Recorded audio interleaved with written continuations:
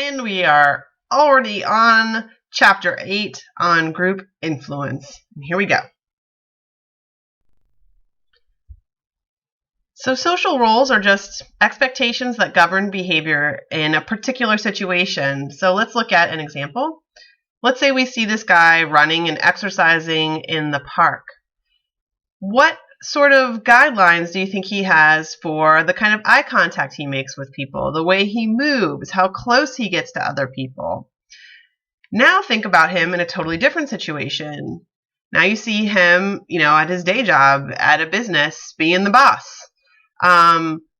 What are your expectations for the kind of impact or eye contact he should have, and how he should be moving, and how close he should be getting to people?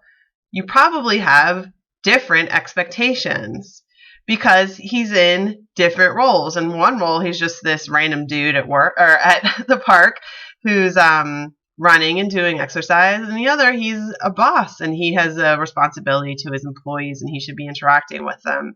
So we have different expectations for him depending on what role he is going to be fulfilling. A social norm is an expectation for how people should behave. So it's just kind of, the difference is this doesn't necessarily change depending on the situation. It can, but we have general rules for behavior. So for example, this is a hug, but it is an awkward hug. And we know it's an awkward hug because it is violating our social norms for how hugs should go. You should not be smushing your face into the other person's face. So this is an example of how a social norm is violated.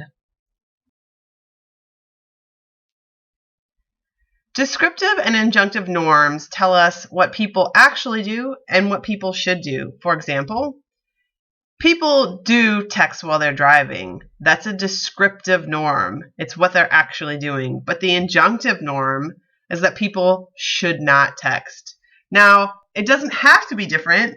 Perhaps you can have a descriptive and injunctive norm be the same. So you can say, well, you should not talk super loudly at restaurants.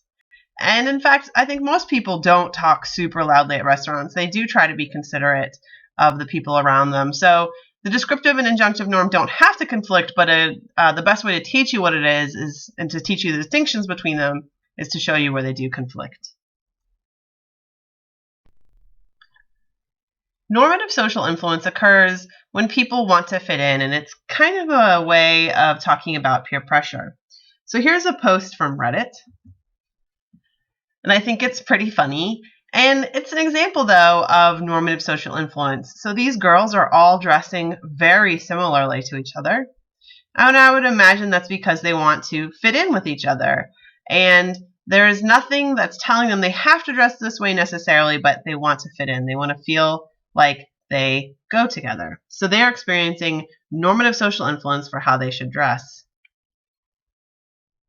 Conversely, informational social influence is conforming because you think other people know more than you. So there is this company called Scout Mob, and they offer coupons. And you can go to their website and you can sort their coupons by 3 different categories: the newest coupons, the highest rated coupons, and the most popular coupons. And I have some friends who always sort the coupons by most popular, and they say, well, the ones that are redeemed the most are probably at restaurants that are the best restaurants. So I'm just going to go to those ones. So they're using other people's behavior as information about these restaurants. So they're experiencing informational social influence.